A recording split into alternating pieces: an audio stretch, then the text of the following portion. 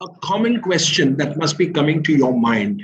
India, such a large country, and such few medals. Why? And then you have a country like San Marino. San Marino has, believe you me, 33,000 people and 3 medals in Tokyo. We have 7. They have 3. Why? Why? What is happening? Yeah. Look, it's simple. It's simple. The wrestler who won a medal from San Marino, Mr. Miles Nazem Amin. Okay. His mother, his grandfather was in San Marino. Where does he live? He lives in the United States of America. And he won the medal in what? Wrestling. Look at the freestyle wrestling. Look at the history of America and wrestling. Now, his grandfather, father, and himself, all 3 studied in the University of Michigan, whose wrestling team is amongst the best in the world.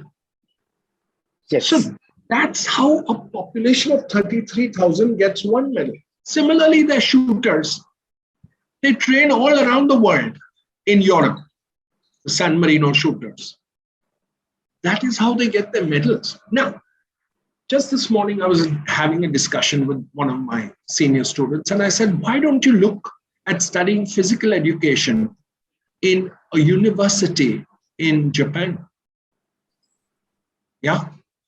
If he were to secure an admission in a university for physical education, the American School of Mumbai, their sports teacher, one of their old physical education teachers, was from a university in Japan, which had a very strong history in judo.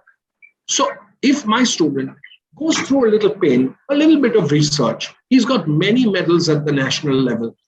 If he shows his biodata, he could secure admission with a good scholarship. And you have to make things work for yourself, Neel. So this is one aspect. You, for a short-term winning of medals, like myself, I went to Japan immediately after becoming national champion. See, you can't just go to Japan when you're nothing. You'll be slaughtered. Your body will come in bits and pieces back here to India. Okay? So you have to earn your right to go there to train. Otherwise, no one will even waste time training with you. Believe you me, the first time I went to Japan to train and I approached Mr. Saito and bowed, he just waved his hand like this and brushed me aside. He said, I don't want to waste my 5 minutes training with you. That's what it meant. But when I went back, why? Because he does not want an easy opponent.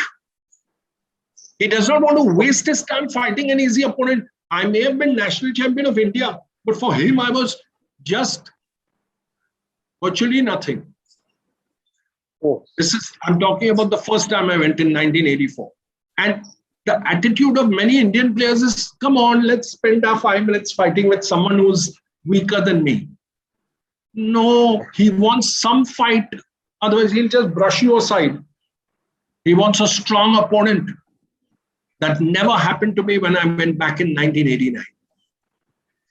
1985, yes, it happened. In 1989, everyone was ready to fight me because I had matured as a fighter. Yes. I know that. Okay. So you have to earn your right to train with the Japanese national team.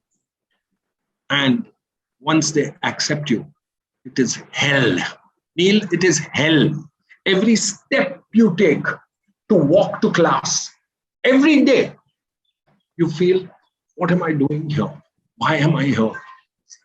My body is paining. Why don't I rest? Every moment you want to go away, you find 1,000 excuses for just turning around and going down. You have to climb to go up to fight to your dojo. You have to climb 3 stories up to go to the main dojo at the Kodokan. There's no lift. And every step you want to turn and go back. As you get older, not only do you not like to lose, But suddenly you realize that you don't have any insurance. And suppose your ribs break. Suppose something happens in the dojo. Who will take care of you? You have no money. You barely have money to eat. Yes. These are the problems. So you have to earn your right to go there. Okay. Now, another question. Someone rang me up. Bengaluru, Kosovo, and they won 2 medals in judo. What are you all doing? So I explained. Kosovo is in Europe. Okay. Kosovo, they don't need visas to go for the British Open, the French Open, Belarus Open, Moscow Open, Dutch Open. They just have to get into their caravan, their huge van, car, and drive there. In the night, they sleep outside the stadium. In the morning, the stadium is so beautiful. It has showers. It has every facility. You eat, you fight. Fight for 2 days and come back to your Kosovo. Next week, you're in Holland. Next week, you're in Belarus. Next weekend, you're somewhere else. Can we do that from India, Neel? Do we have the money? We don't have it yet. We don't have it yet. Over there. And then you have one Kalmendi who becomes a gold medal. She becomes a hero. And immediately, all her sparring partners automatically reach that level. So she and her sparring partner both won gold. And then we keep talking, what about Bangalore? Kosovo is the size of Bangalore. Why can't we win a medal? Why can't we win even one medal in judo? Boss, you are here in India, surrounding you all below average judokas. Another country which made phenomenal progress, especially in men, Taiwan. But I've been observing them for the last 15 years. The head of Taiwan judo has worked very closely with Korea and Japan. So I know just by the fighting style of that boy who won a silver medal that he has been training in Korea for sure. He had infinite stamina, that lad. He had infinite stamina. And one of his fights went on to 10 minutes, which he won. Amazing. Now, Taiwan, we used to just walk over Taiwan 30 years ago. Neel, 30 years ago. We used to walk over Taiwan 40, yeah. My God, 35 years old. Today, no, they're better. It's unfortunate. It's really unfortunate that judo has not made any progress real progress since 94. Till 94, we had made massive progress. In 1984, after I won my national championship, I was coming back from the nationals. And one gentleman, you know him, Mr. Suresh Samel, asked me, what are you wasting your time in judo now? Don't you dare waste your time in judo. Start studying. What are you doing in life? I said, I'm studying for chartered accountancy. You better leave judo and do chartered accountancy. I said, why? What happened? What's got into you? He said, there's no. Judo is not recognized by the Ministry of Sport. Judo is not recognized by the government of India. Judo is not recognized by the Judo Union of Asia, by the International Judo Federation. There are two bodies. There is Judo Federation of India and Federation of Judo, All India Judo Federation. So what are you doing? Don't waste your time anymore. So I said, don't worry, Suresh, I'll get it done. A very dear colleague of mine, Daraz Gandhi's father, and was related to Mr. Rajiv Gandhi, being a Parsi. So I used that Parsi connection, and Mr. Dosu Gandhi, Daraz's father, introduced me to Rajiv Gandhi, and believe you me, the problems were solved, and we became members of the Indian Olympic Association, and the Ministry of Sport recognized us. And Mr. Jagdish Taitla became the president of Judo Federation of India. The progress we made from that point on, from 1984 to 1994, was just phenomenal. And then something went wrong. I don't know what it is, but we've not really come down. Neel, Yes. two things have happened. the competition has become severe. All the Russian states have moved into Asia. Kazakhstan, Uzbekistan, Kyrgyzstan, Tajikistan, Turkmenistan, and any of them can win medals, not only in India, but in the Olympics. There are times at the Olympics when in the below 60 category, out of the 4 medals, 3 are Asian countries. 3, Korea, Japan, Uzbek, or Mongolia, Japan, Korea. And only 1 is a European. And in the same categories where India is strong, that is the lightweight categories, unfortunately, the Asians are also very strong in those categories. That is the Mongolians, Japanese, and the Koreans. The European countries, the ex-Soviet bloc countries, they are all strong in the middleweight and in the heavier weights because of the somatotype of the person. Now, another big blow to Indian judo is that judo became phenomenally popular all over the world, especially in the EU. Anyone can win a medal. Kosovo, Croatia, Israel, Azerbaijan, not only a medal, a gold medal. Now in Asia, a new country has come in, Taiwan. Yes. So it's very difficult for my judokas to make a mark. But again, as I say, Neel, it's not impossible. They have to go out of their comfort zone, Neel. They have to go and train abroad. Short term. In the short term, if you want a medal in the short term, you have to go and train 2, 3, 4 years prior to one Olympic abroad. 6 months you have to be abroad, either in Europe or in Japan. And then you can expect a good performance. Otherwise, our system currently is good. It's good. We have many centers of excellence in India.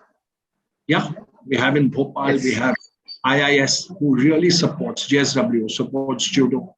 We have, of course, in Punjab, very, very good training centers. Patiala also, Gurdaspur. These are just Haryana. These are granaries for judo. Haryana and Patiala. And of course, Manipur. But Manipur has that age problem, which is a little dicey. But otherwise, Manipur is a granary for judokas, especially girls. So with Khelo India, Khelo University, our Indian system will slowly but surely churn out champions.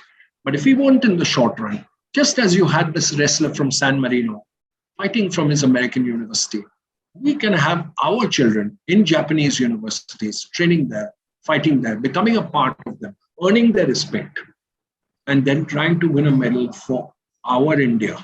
Now,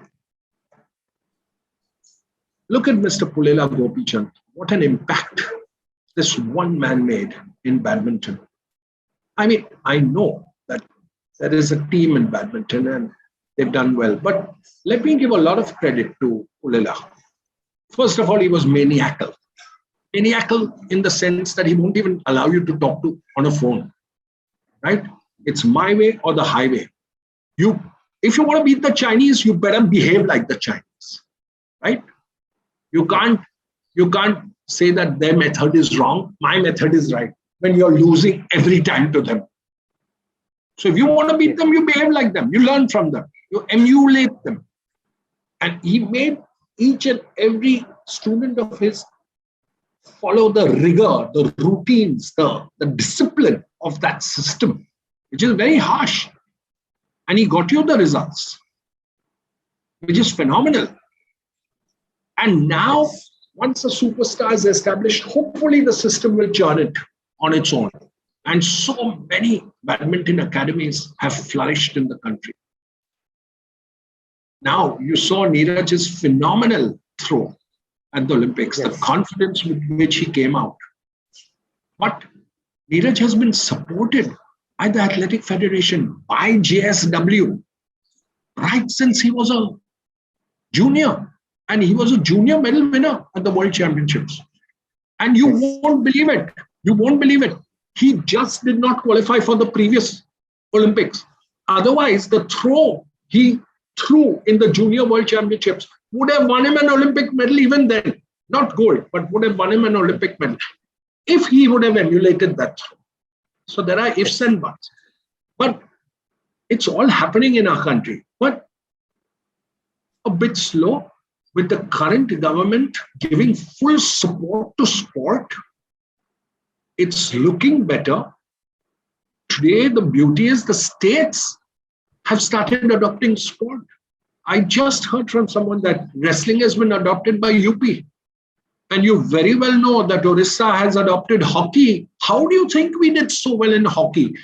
Orissa as a state is nursing the men's and women's hockey team. They're paying the money for them. Hockey never had a JSW, or hockey never had an OGQ. Yes. And above all, believe you me, the TOPS system of the government has really, it does 5 times the expenditure which JSW or OGQ does on the athlete is done by the TOPS system of the government of India. You should know this. But instead of all the federation and the ministry and the SAI and the TOPS and the JSWs and the OGQs and all these concerned put together, instead of them fighting over and trying to take credit that's higher, if they work together. Now suddenly after the Medals Wrestling Federation, someone will say, oh, GQ and JSW are thieves who come from the back door and rob our players. And I mean, why? Why say that? Everyone is making a contribution, no? Everyone is making a contribution. Why can't we work together? Why do we have to pull each other down? Yes. You know, even after winning a medal, you say that I don't know where XYZ trained and I don't know what happened, and chill, yeah. Sort it out, within yourselves. Why? But as I said, wrestling is now, believe you me, can any corporate compare with UP? The state of UP adopts your sport. You don't need a corporate. You know what I mean? Yes. Now, many times, my ex-chairman, before now, for the last 18 years, I've been working with the Dhirubhai Ambani International School as their sports director. And, it's been such a lovely journey of learning myself and teaching, and being with the kids and the youth of today. It's really kept me youthful and alive to the new training methods of sports and sports science. Before I joined Dhirubhai Ambani School, I was with Tata Steel, and my ex-chairman, Mr. Rusi Modi, he said, someone asked him that, how is this government enterprise? How are government enterprises? They're all crap, aren't they? He said, look, don't tell me about government and private, public and private. Don't talk to me like that. Talk to me about an efficient organization and an inefficient organization. There are chances that a government organization can also be an efficient organization. Yes. So there's nothing to do with private and public. It's to do with efficiency and inefficiency. Now, if the state, Orissa, has looked after all sports, by the way, you should know this, Neel, that they are the capital of sport in India. Orissa is the capital of sport in India today. They have the best stadiums and the best training centers, especially for athletics and hockey. Okay, you must know this.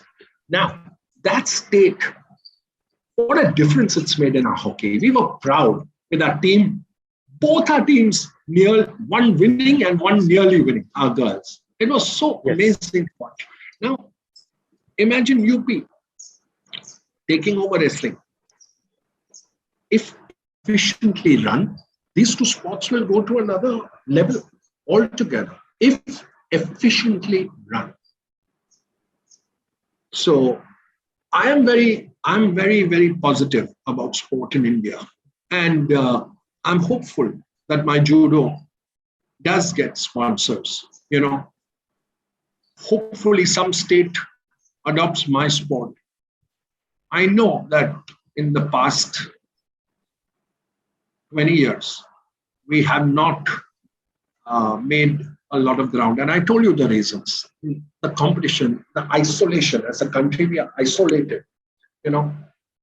Wrestling and boxing as sports in the Olympics are, if not losing their flavor, they're not flourishing as sports. Whereas judo, as I told you, is just so widely spread in the world that has become India's problem. But it's not unsurmountable. It just needs 2 or 3 judokas of India who sincerely and with all their heart want to train together towards this goal. People used to tell me कि Cawas तू practice कर रहा है, उसको क्यों ना इंजर कर देता है, उस पे गिरना, उसका रिब्स तोड़ दे, उसका स्टोगारी लगा के उसका घुटन को खराब कर, क्या कर रहा है तू? They used to tell me, in practice, injure your opponent. Why don't you injure him? Finish him off. My funda is clear. I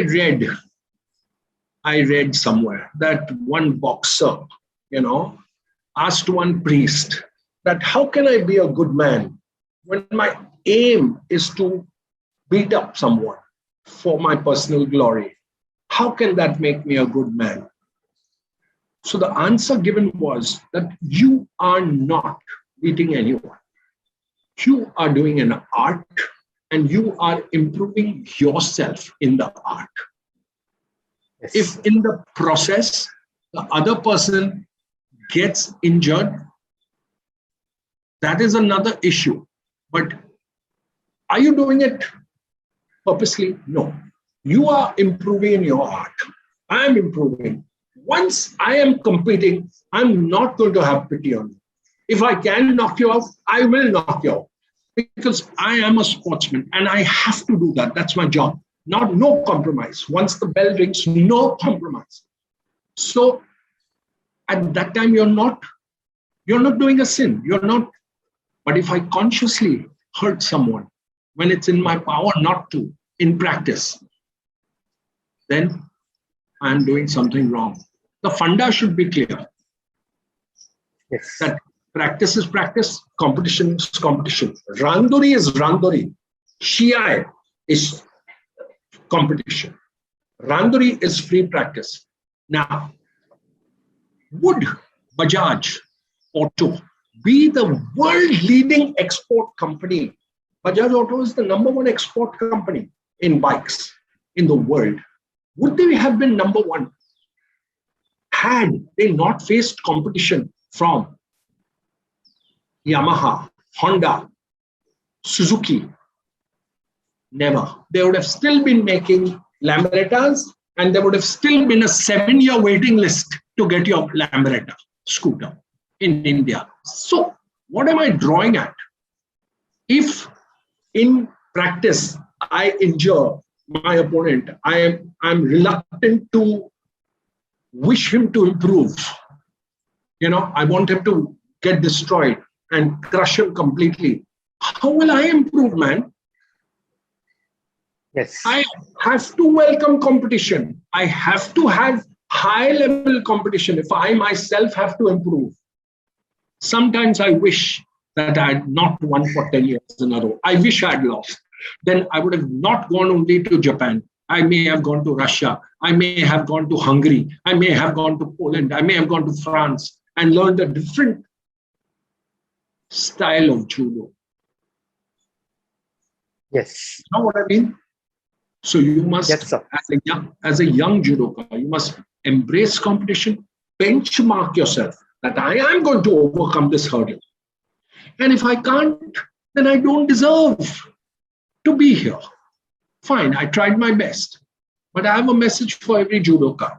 If you've tried your best, the results have always been good. All my judokas have done well in life. Whoever trained hard with me today have done so well in life. Some of them are vice president, administration. From security, they went into admin, and now they're vice presidents of their company. Most of them are commissioners of police in Delhi, Haryana, deputy commissioners of police, DCP. They have done so well in life. They're joined as sub-inspectors, man, not below sub-inspector. The first medal made them sub-inspector. The Arjuna award made them inspector. And after 20 years, 25 years, they became SPs and deputy commissioners. So everyone who has worked hard at judo has succeeded in life. Is judo all about competition? No. You can do judo just to keep fit. You can do judo for self-defense. You can do judo as an art. And you can do judo to win medals as a sport. The process is very important. Train, keep the systems going. Just today, I spoke to an athlete of mine. I said, look, I've taught you not one, not two, but 3 or 4 throws at a very high level. Okay? Yes. I said, you are executing them beautifully in practice. But remember one thing. I had taught Mr. Sandeep Biala a throw in 1986. And he could use it at the national level only in 1989 successfully. And it helped him win that critical bout, which he could have lost. And then in 1991, at the Asian Championship, he beat world number 2 with that same throw. So just this morning, and I was there to witness it, and in the exact style and method I taught him. So I explained to my student that what I'm teaching you today, don't expect it to work in the tournament that's coming up on the 9th and 10th in Delhi. Don't expect it to work in the next national. If it does, great, But don't be disheartened if it doesn't. Go on and on and on at it. And finally, it will all come together. And so over the years, I have learned that there is no magic formula. It's just a little bit of talent, a little bit. I don't even know whether I had that little bit of talent, because I told you it was very difficult for me. It was very difficult for me. Yes, from the age of 13 to 15, I did a lot of Surya Namaskars, okay? So I could do 60 Surya Namaskars in a row, rest, lie down, and then again 60 more. So that my body was very soft and supple. And obviously I had good quality muscle. So I'm sure suddenly everything fell into place. Yes. In school, I could never step onto the sports ground, except in tug of war. So in tug of war, I was selected, but forget it. Not even part, not discussed, because long limbs, it takes time for everything to happen. Yes. So 1.5 years after that, into college, all medals in all the throws, without ever doing a throw. Just go chuck the javelin medal, just go chuck the part medal, just go chuck a discus medal. And then, of course, judo came. A medal in judo came in 78. So it takes time.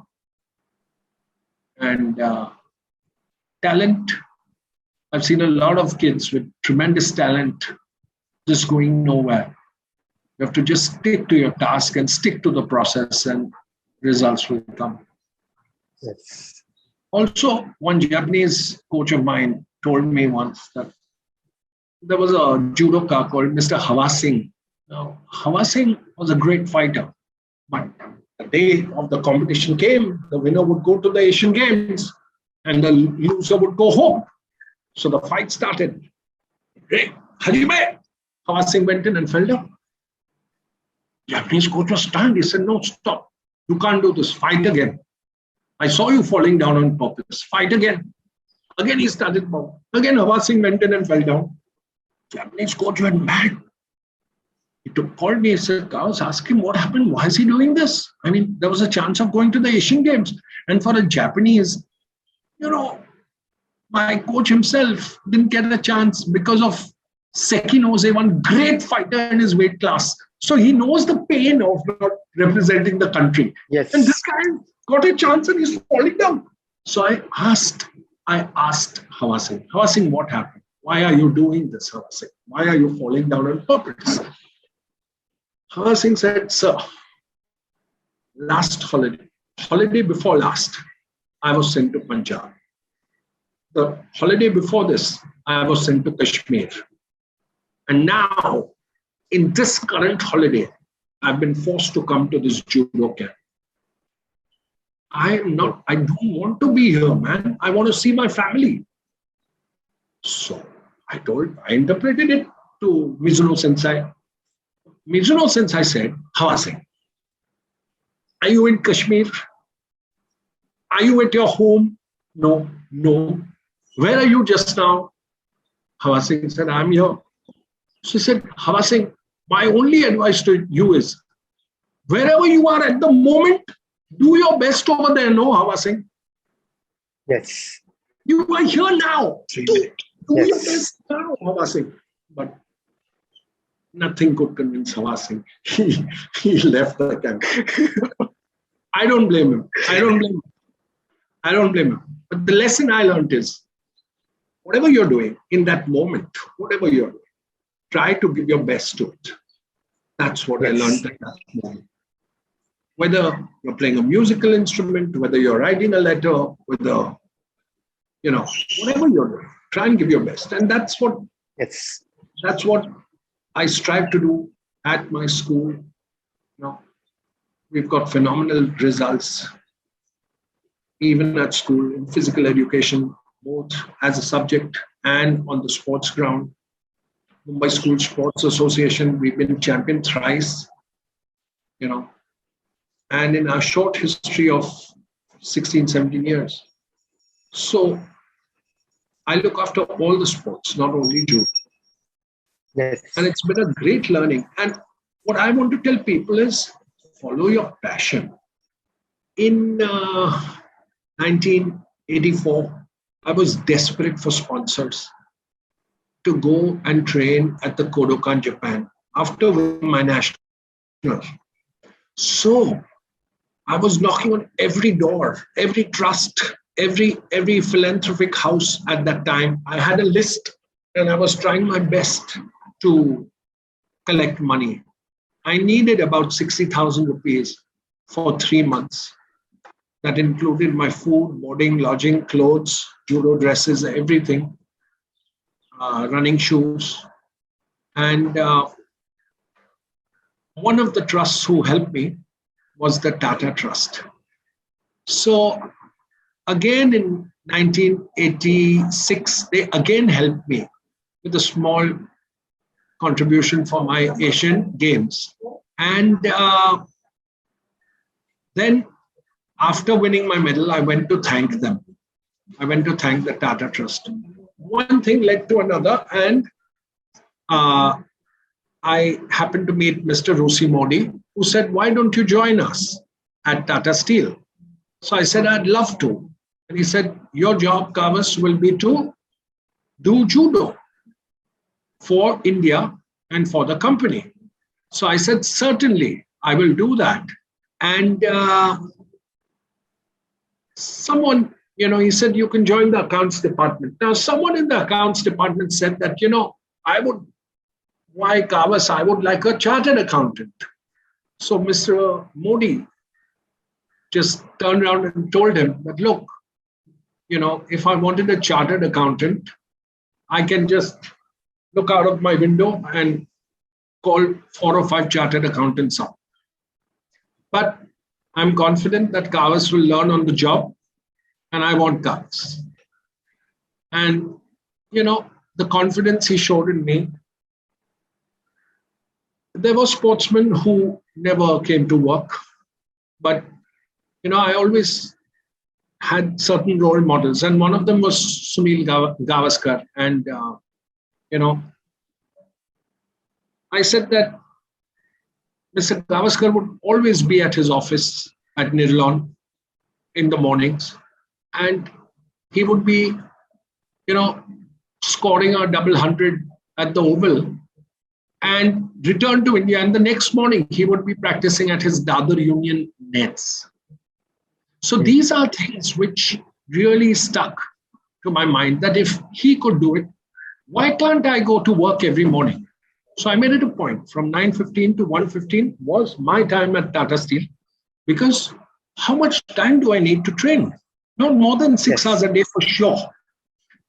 I learned a lot in Tata Steel. I learned a lot of accounting. I learned a lot about a street nearby called Dalal Street. So my knowledge in stocks and shares and my interest in stocks and shares grew also over there. And the company supported me so beautifully right through my career. And I didn't let them down. I won a Commonwealth silver medal, 3 South Asian gold medals. I got the Arjuna Award in 1994. Yes. The Chhatrapati Award in 1987. So I did my bit too for the company. And when I went to Japan, there were many distractions. There were many offers to join a restaurant, manage an Indian restaurant, things like that. But I didn't even consider it. There were offers to join films. No, my job was judo, and I had to stick to it.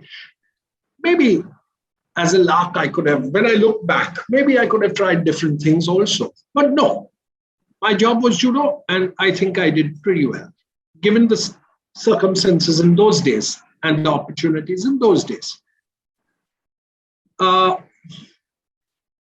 I stopped judo in 1994. And I carried on with sumo wrestling, which I did for a lark. And believe it or not, I have more Asian medals in sumo than judo, because there was a weight category below 115. And I fought in that weight category. My weight was 114 and I fought over there. And I have 2 silver medals in 96 and 97. In 98, I got a bronze in Osaka, and then I retired from judo and sumo and all martial arts. Of course, from 1994, after judo finished, I put in a full day's work at Tata Steel. My work was never work, because I loved what I was doing. Then came an opportunity to join the Dhirubhai Ambani International School in 2003. My contribution to the school, in my opinion, would be much more than my contribution in accounts in Tata Steel. At school, in the first year, I was coming down by the elevator, and one little girl from the 3rd standard was with me. And she said, "Where are you going, sir?" I said, "I'm going down to the ground to work." She said, "Sir, you never work. You're playing the whole day." So that's when I realized that one reason for even, going there is that subconsciously I knew that I would be playing and not working when I do what I really love. And that is teaching sport to the youth, to the children, to the teenagers, and sports as a subject. And the way that learning and teaching has changed, you will be surprised, Neel. We no longer stand in front of the class and lecture, just how I'm lecturing, literally or monologue. It never happens like this. I just give them little teasers. If I have to teach them what is skill, I don't just write the definition on the board. It has to come out from the students.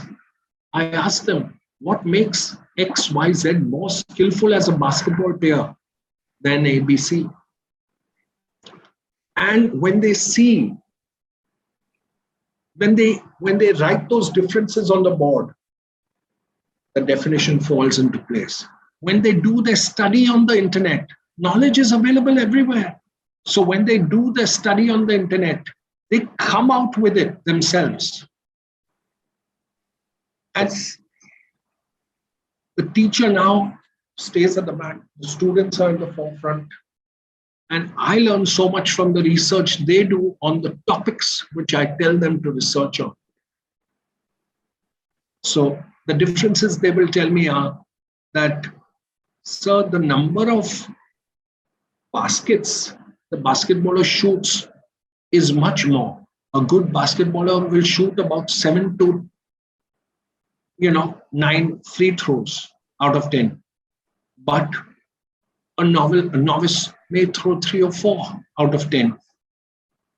Then they will say that the action looks much more pleasing than someone who just throw like this, Yes. So